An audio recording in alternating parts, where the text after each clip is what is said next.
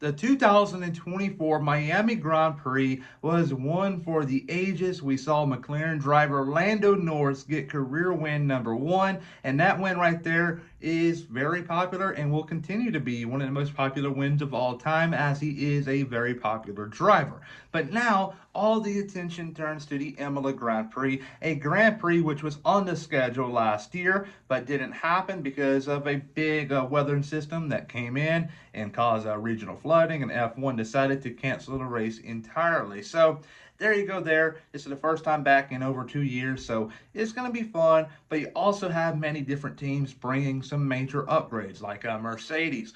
They're bringing some upgrades, hopefully to take a step closer to the McLaren and Ferrari battle, but I believe if they do that, they're going to be up there with Red Bull. But that's a big ask, though, because it seems like, oh, the old regulations, Mercedes, they were unstoppable.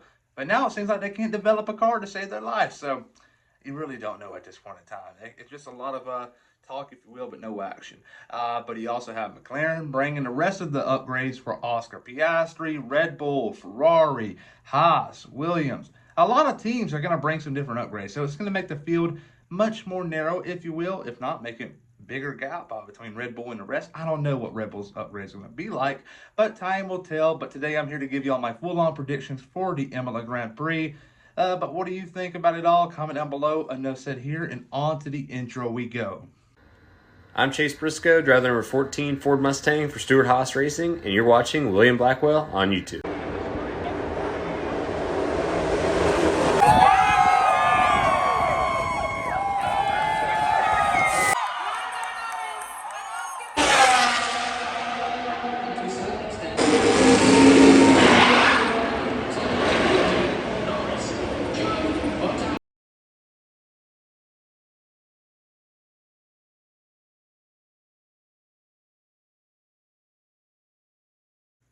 Before I go into detail on my picks for the 2024 Imola Grand Prix, or the Italian Grand Prix, if you will, let's talk about the top 10 finishers in Miami. You can see the full result list right here. But yes, Lando Norris, career win number one. That one right there is going to be very popular. And who knows? Could he really bring the fight to Max Verstappen and Red Bull for the championship? I highly doubt it. 50 points is a big task to achieve. So I don't really see it happening. I don't see Verstappen missing out on many points as the season goes on.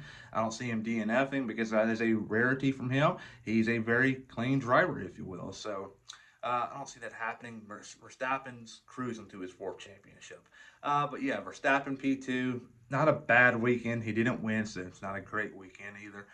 So Charles Leclerc P3, that one right there says a lot. If early on, if Carlos Sainz would have got by Leclerc, I believe Sainz would have actually won this race, but it should have, would have, could have. And there you go there. Sergio Perez, P4. Great weekend for him. Yeah, he finished P5 originally. Carlos Sainz got that penalty. Promoted him up to P4. And I don't know. When Verstappen isn't winning a race, which is a rarity, Perez should be up there in the mix, and he wasn't. So I'm starting to feel a little anxious for him about 2025 because we saw a major announcement earlier today, which I'll talk about here in a moment, regarding Red Bull next year and Ford. So I'll talk about that in a minute. But yeah, Sergio Perez P4, Carlos Sainz P5.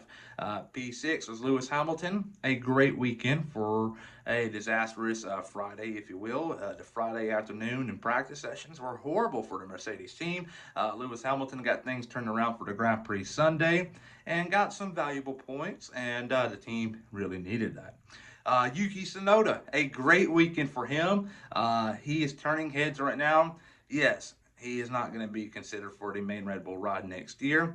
But who knows? Could he really go to Aston Martin in 2026? I don't know. Time will tell there. But yeah, George Russell, P8. Not a great weekend for him. He was 20 seconds behind his teammate. And that right there is something you don't see every weekend from Russell. Russell's usually bringing the fight, if not dominating in the Mercedes battle.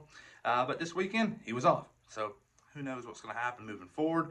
But yeah, P9, Fernando Alonso, and P10, Esteban Ocon. Alpine points. How about that? At the beginning of the year in Bahrain, many people thought, you know what, Alpine, they're done for. They're going to sell everything. They're not good. Alpine has a bigger ceiling, or much higher ceiling, if you will, compared to the other teams. They're gonna make the leap like McLaren did last year. You can say, oh, McLaren's bigger. They're the same size. Alpine is Renault, and they can do whatever they want. They're their own power unit, and they can do a lot. And I believe they're going to take a big leap forward by the end of the year and be really competitive in 2026 or 2025, more like. But there you go. There is a Miami result. So you can see your favorite driver results from P11 to P20 over there. But enough said here, and let's talk about the big announcement for Red Bull. So, the recent announcement of Carlos Sainz Sr. joining Ford for Dakar is a big deal, and here's why. Ford is going to be partnering up with Red Bull. Red Bull, a sponsor of Carlos Sainz Sr., you can look at his hat, is going to Ford in 2026 with the new regulations, and they're also looking for a new driver. Could Carlos Sainz fill that void? Imola is making the return to the Formula One calendar since the 2022 season. They were supposed to race there last year, but you had flooding in the area, and F1 decided to cancel the event entirely. And that was a great decision made by them and Stefano Domenicali. But though the point is, they're coming back here. It's a track that it's going to be much narrow than what they're used to and much harder to pass, if you will. The long straightaway in Sector 1 is going to be key. Sector 2 is a little bit slower, and Sector 3 is real slow and technical. It's going to be a great Grand Prix. So here is the pecking order. Ferrari is going to be in first. The new upgrades are going to be amazing. Red Bull is bringing some new upgrades, but could it be the zero side pod concept? I don't know. Everything's so hush-hush. McLaren, we saw what they had in Miami. They're going to be good. Mercedes, they're going to be in the mix. Aston Martin's going to be up there for some points. Alpine is going to take a step forward. The State Kick F1 team is going to take a step forward. Visa Cash App's going to go backwards. So is Haas, and Williams is going to stay dead last, in my opinion. Alrighty here. Here is the moment that you have all been waiting for. My predictions for the Imola Grand Prix. Here we go. The winner is going to be Charles Leclerc of Ferrari. Ferrari right now is starting to cook. They're bringing some upgrades to Imola, a major upgrade, if you will. I cannot wait to see what it's going to be. They were competitive in Miami. They've always been competitive this year, but I believe they're going to bring that battle to Red Bull this weekend. And Leclerc P1, Max Verstappen P2, and Carlos Sainz P3. Carlos Sainz outperforming Sergio Perez this weekend is a very big deal if it were to happen. Because what I just said a moment ago about Carlos Sainz Sr. with Ford. Ford's going to be with Red Bull in the coming years. It's a lot of hints being thrown out there at the moment, so keep an eye on that. And there's a reason why he hasn't accepted anything from Audi yet. All right, there, P4, Lando Norris, and P5, Oscar Piastri. Let's rain on somebody's parade, if you will, because it's going to seem like it, and I'm going to get a lot of heat saying this. Lando Norris's win in Miami was aided by a safety car. There's no other way around it. Without that safety car, Lando Norris was not going to win the Miami Grand Prix. That is the truth, and I only speak the truth.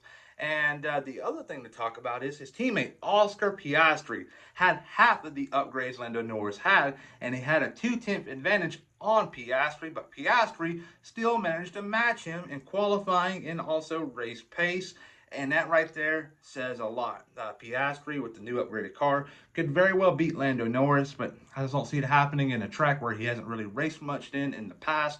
So keep an eye, maybe down the road, maybe like in Silverstone. I believe the McLaren car in Silverstone in the summer, yes, that's a long ways away. That race right there could very well be the chance where Oscar Piastri picks up his first career Grand Prix win. He's also got a sprint win in the past in Qatar. You know what? Screw that. He's already got a Grand Prix win. That could be career win number 2. Because sprint races also award championship points, and we also seen the driver clinch a championship in the sprint race last year, Max Verstappen. So you know what? Let's count that as a real race. Oscar Piastri is going to get a second career win sooner rather than later. P6, Sergio Perez, not a good outing for him. P7 is going to be George Russell. Not great, but not good either. Just like a mediocre run. Mercedes right now, it's hard to tell what kind of car they're going to bring to the track. Yes, they always talk a big game about their upgrades being so electrifying. They're going to be spectacular. They're going to go up there and win Grand Prix from 20 seconds onwards. It's not going to happen. Yes, Mercedes in the past were the powerhouse of Formula One, but right now Red Bull is. Whether you like it or not, I'm a Mercedes fan, and I'm willing to admit it. So I'm not very ambitious about this upgrade in Imola. So Russell P7.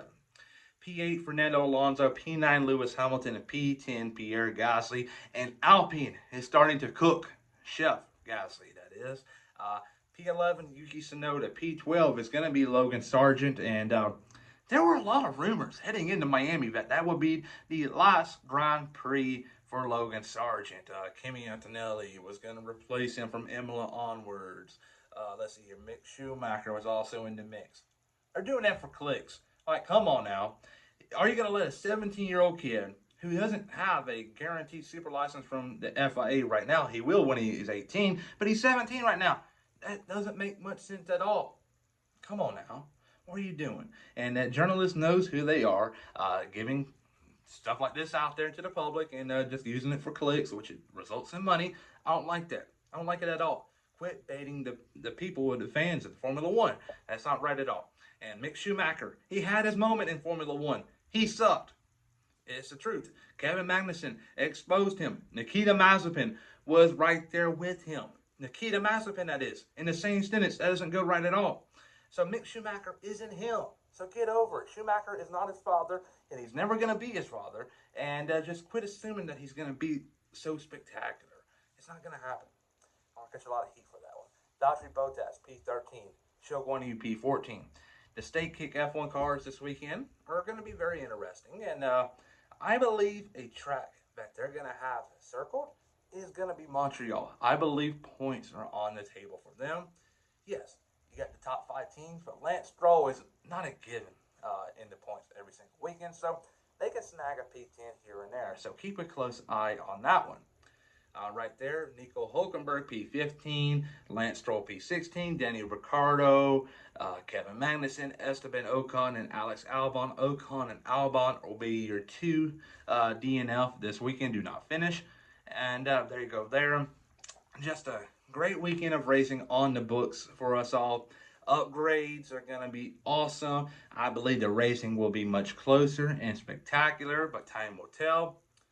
Let's see what happens. Will I be right or will I be wrong? More than likely wrong.